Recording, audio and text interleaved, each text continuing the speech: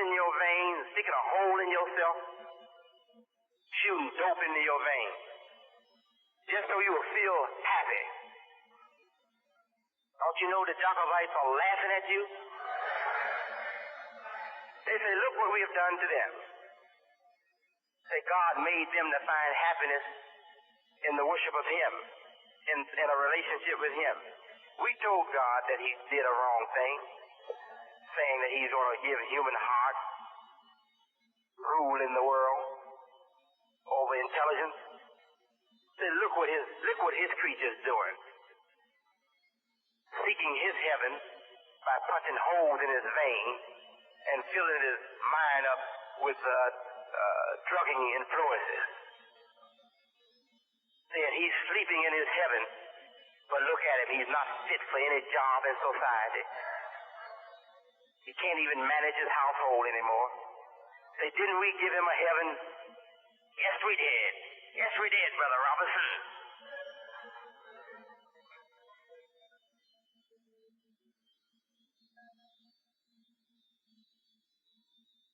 Don't let these people laugh at us. Now that the truth have come, we should have the energy, the strength, the courage we need to get off a 50-year, $200 a week herring habit. Instantly. That's right. You should be able to instantly put down that needle and never pick it up again.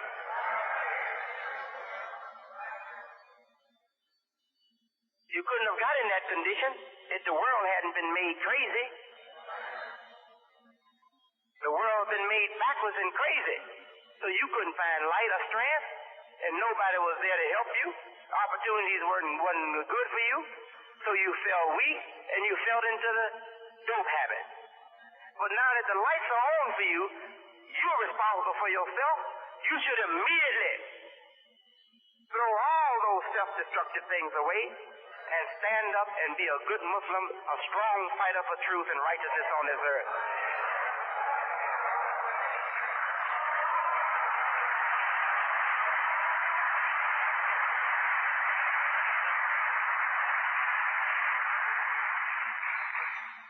You know, I've always said,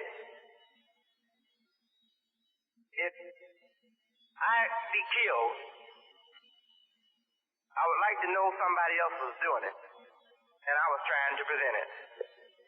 I've always said that I would never accept to kill myself or to help somebody else kill me.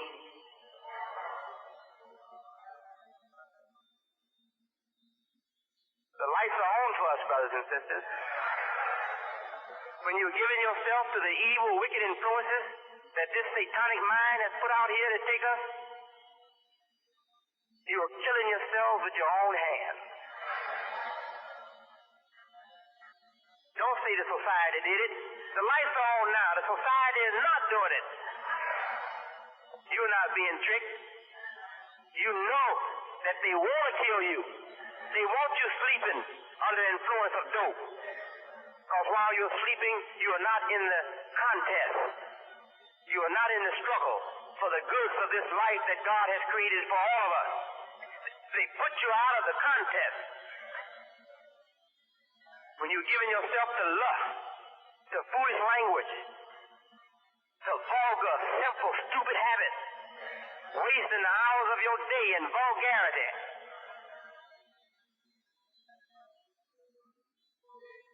You are just walking out of the contest with your own legs while they laugh at you. Say, well, we don't have to share with him. He's gone. They have to share with me.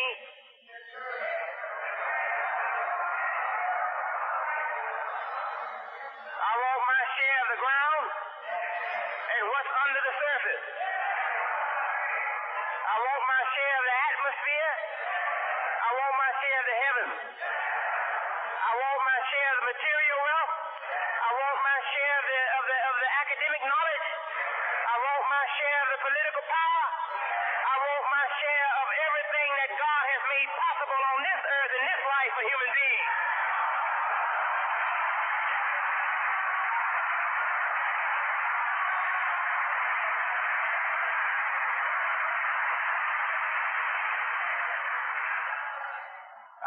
my share of international trade. I want my share of international politics. Whatever any other human being has the right to get into, I have the right to get into.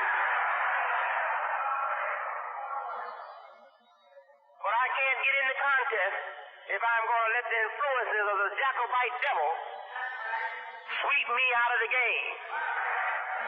No, indeed. I'm in the race. And if you stand behind me, you'll be in the race. You'll push your children. You'll push your wife. You'll even push your grandfather. My grandfather is dead, may he rest in peace. But if he was alive, I would be inspiring him. I tell Grandpa, Grandpa, I know you're 110, but you're not too old to get a piece of this thing that you haven't been able to get. Say, Grandpa, live on around a little longer, and let's get a piece of this good world that God created for all men and all women. Not just for some. They have just cut off the majority of the people of the world from the blessings of God just by working influences in the life of the people to turn the light of understanding, the light of love, the light of devotion away from the vitals of society to the destructive things, to the cheap, inferior, insignificant things. Just look at our people. I can almost tell you what 9 out of 10 Bilalians are doing 24 hours of the day. Why is it that simple to predict or that simple to tell? Because we know the forces that program and dominate the lives of Bilalian people. We know what they're doing at night. We know what they're doing when they're off the job. If they're on the job, they are working like drunken tools. They don't have an intelligent view on what they're doing. They don't have an intelligent light around their job. No. The role that they're performing in that factory or in that company, there is no intelligent light. If it was, we would have more representation in the high places of cooperation and factory or industry. Yes, we would have a greater and more worthwhile representation in the industry and in the big corporations, if our people had any intelligent awareness of their rights, and their obligation to self, family, and their community. If they had light on these particular questions, brothers and sisters, they would have a greater piece of the cooperation and a greater piece of the industry. But they don't. That's because they go to jobs as a grateful nigger. Excuse the language, but most of them go to their jobs as grateful niggers. They're filled up with thanks, just happy that they are allowed to work 40 hours or 44 or 8 or 80 a week. And live just comfortable enough so they don't have to scream. Oh, I'm so thankful that I don't have to scream under pain. I get a chance to work 80 hours a week. And my wife works too. And we got a home, and each one of us got our own car, and we just built a new garage. And we are sending our daughter to college. All right. You working 80 hours a week. Your wife working 40. You got 2 cars, 1 house, and you getting ready to send a daughter to college. Work 40 hours a week. Take your wife off the job. you get a house, and I'll help send your child to college. Rather than see you slave like that, just to get a spoke house that costs no more, the value is no more than $28. I know it's $28,000, that's what you paid for it. But after you live in it long enough to stop sending that girl to college, that house is going to be worth about $28.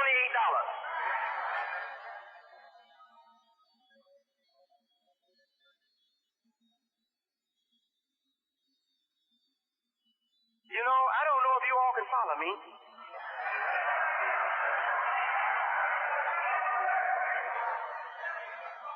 Well, I tell you, we need to organize this community. Organize it in a real battle, a tooth and nail battle against the enslaving forces of this Jacobite society. That's what we need to do. How come we can't chip in and put some money into account and don't touch it except to educate our children, to send children to colleges? Don't touch it except to get a home for a Bilalian family that need a home. And when we can't build private homes, why can't we chip in and build hotels and turn the hotel into a rooming house? And people that need a home, we can make this space like we want it. We can build big, what do you call it? Projects. We can build projects. And we don't have to make the project a jail. We don't have to make it look like county jail. We can put good floors on it, good walls. We can make some quarters of it big enough to accommodate a family of 5, a family of 10. And put members of our community there as security people to make sure the property stays in good shape.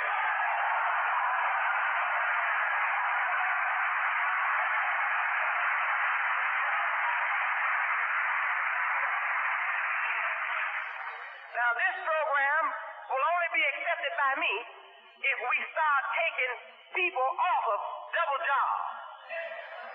Don't you know that makes you inhuman? That's what they want you to do. They want you to work 80 hours so that your whole life is dominated by that work.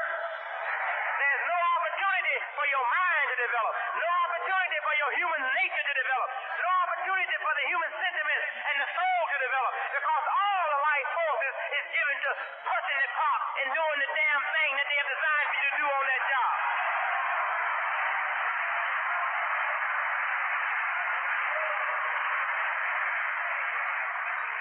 Certainly a man should work. He should take care of his family. He should feel obligated to do this. And until you find some way to do this, other than working 80 hours, I congratulate you, I praise you for working 80 hours to see that your family live a comfortable life. What I say is the duty of leadership in your community to relieve us of this inhuman, unnatural kind of a thing. How many Caucasians you think you can find that's working 2 jobs?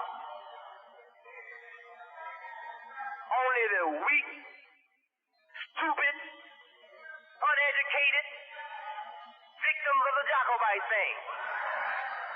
They would thank us for an intelligent program to change this situation. And we can change it. Dear brothers and sisters, believe me, we can change it. Look, I said it a while ago and I repeat it. We don't have to stay in brick houses. We don't have to use expensive bricks. We don't have to have all the expensive wiring and stuff.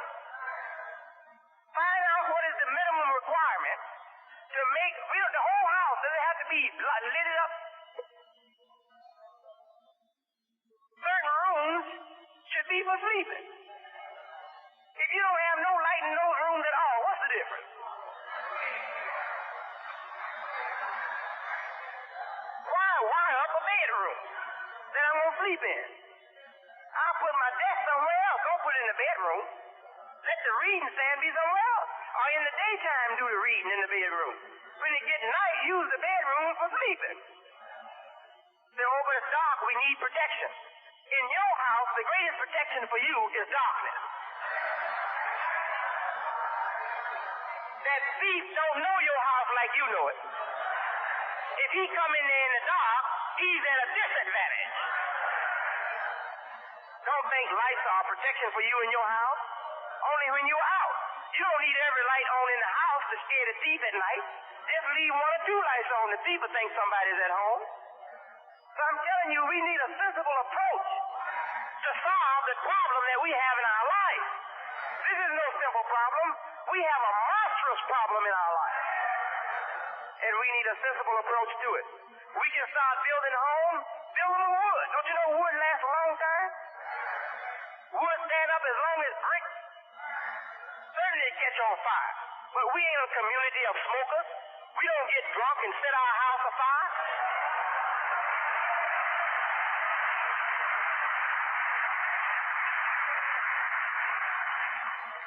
And they got a lot of fire-resistant materials now. You can use as much fire-resistant material as possible, and it will reduce even the fire hazard. We can build houses cheaper. We can live cheaper. We can have a community dwelling, so families can live cheaper and be accommodated comfortably. We can do this.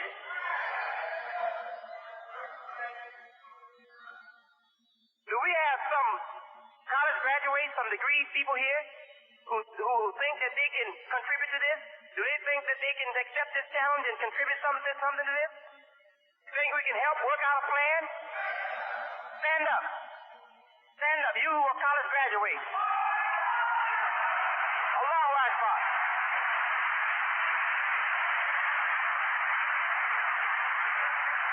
Thank you very much.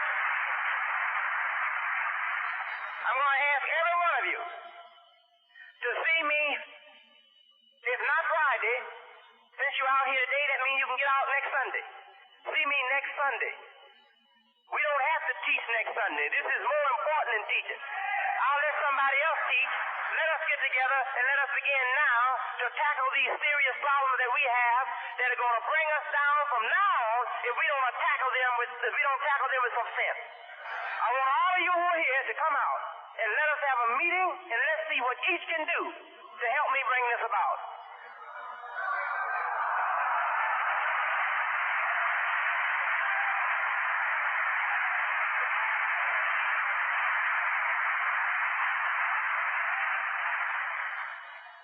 We're going to get us a real plan, and I will lead it.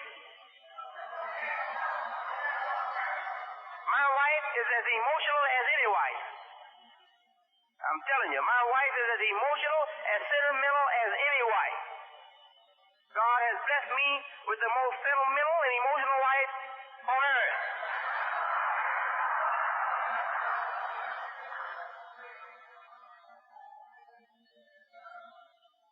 And I do believe that she will follow me away from my private home on Cornell and move into a multiple kind of apartment building with multiple dwelling there, apartments, and we will live together in one big structure, designed and built to serve our needs,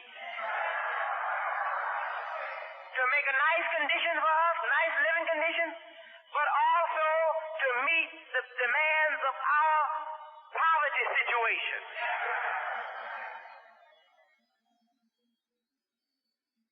I'm prepared right now to sell that house that I got and move into this house that will serve the whole community. And the families moving there. I'm prepared right now to take my money that I have, and I have a little bit, into an account for my own children's education. I'm prepared right now to take it out of there and put it into a common account. And let judges decide whose child will get the benefit of that account. And the most qualified one the one who promises the most results, the best results in the college. That's the one should get it.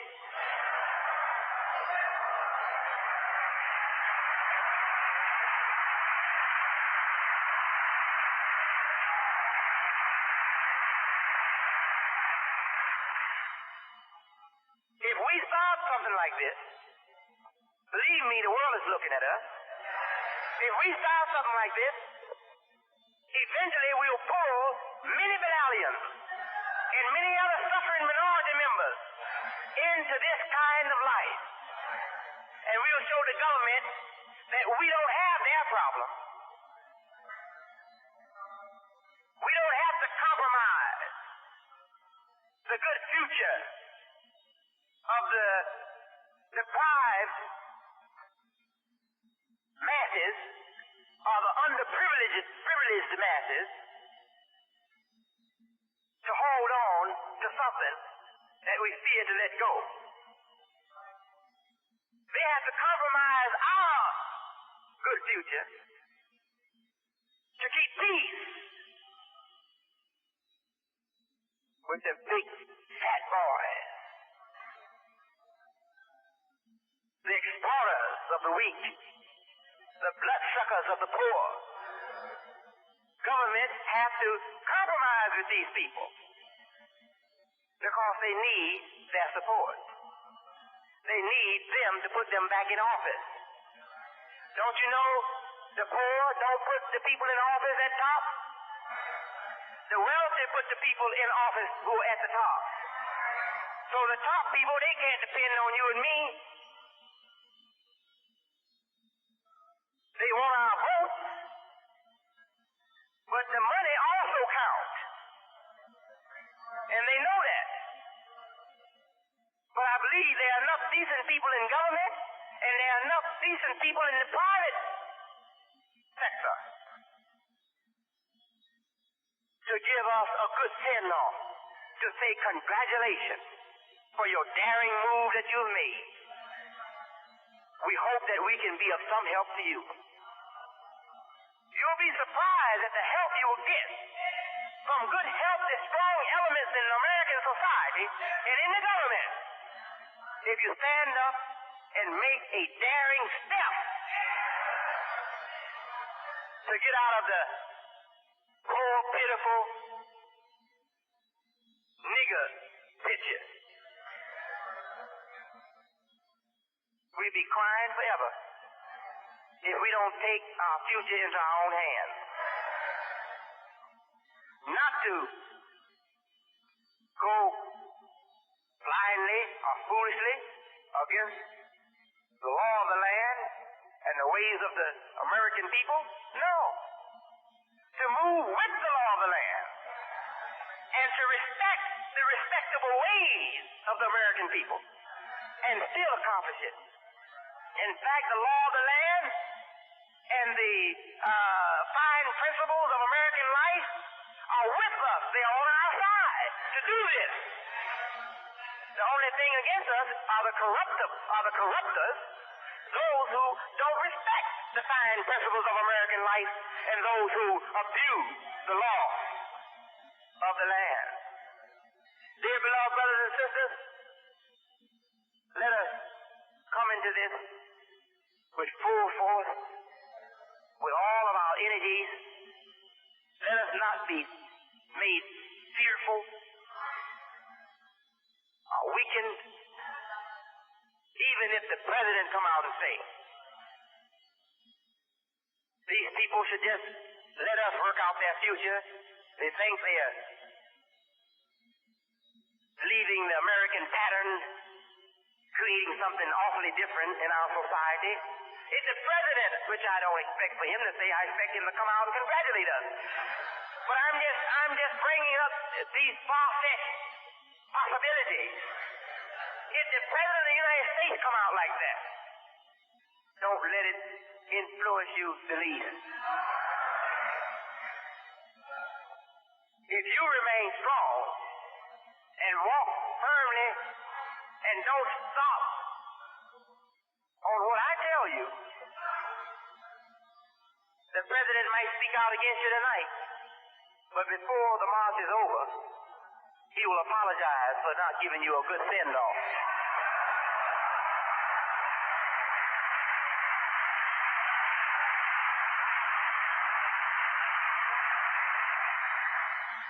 I hate to hold you like this, but this is important. Why do you think Allah is revealing to us the dark mysteries of the satanic world? So that we will know that He has chosen us. And so we will know that the power, all power, is with us.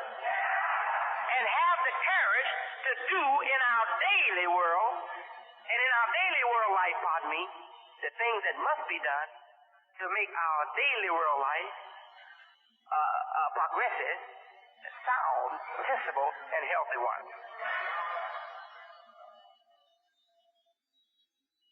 We don't have a people in history who have fallen under another people or under the world, not just under another people. We have fallen under all other people. We don't have another people in history who've fallen economically, academically, politically, socially, like we have fallen to the depth that we have reached. Not another people in history. So Almighty God has come to us like He has come to every other people in the past who suffered inhuman conditions, abnormal inhuman conditions. God has turned to those people and have blessed them with a way out of those abnormal human conditions. So God has turned to us, and He has blessed us with a way up. He's blessed us with a way up. We need great power to get up. God has blessed us with that power. No Marxist theory, no Castro doctrine, no philosophy from any politician or from any educator of the world could give us the power that we have gotten from the revelation that have come to you and me over the last 40-some odd years as Muslims in America. No, the power that has been given to us in terms of incentive, in terms of motivation over the last 3 years is greater than all the power that they can amass from the doctrines of communism and capitalism all over the world. God has given us a proof that He is with us. He's given us a proof that we have the supreme wisdom. He's given us the proof that we have the keys to the mysteries of the world.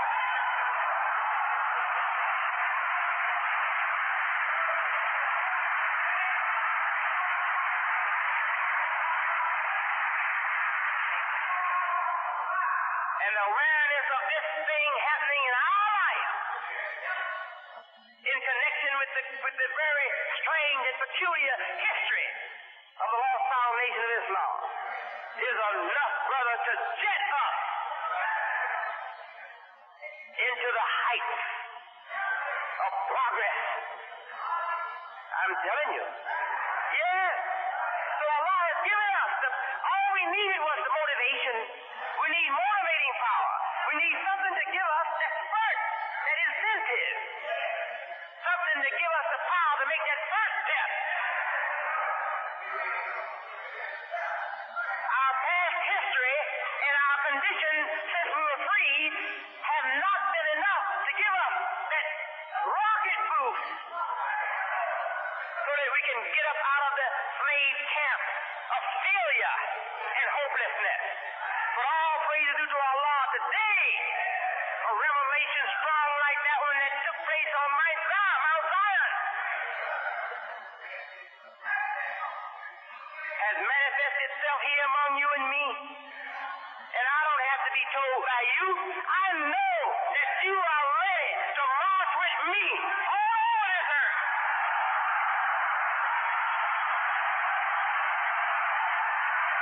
I know it, all praises to Allah.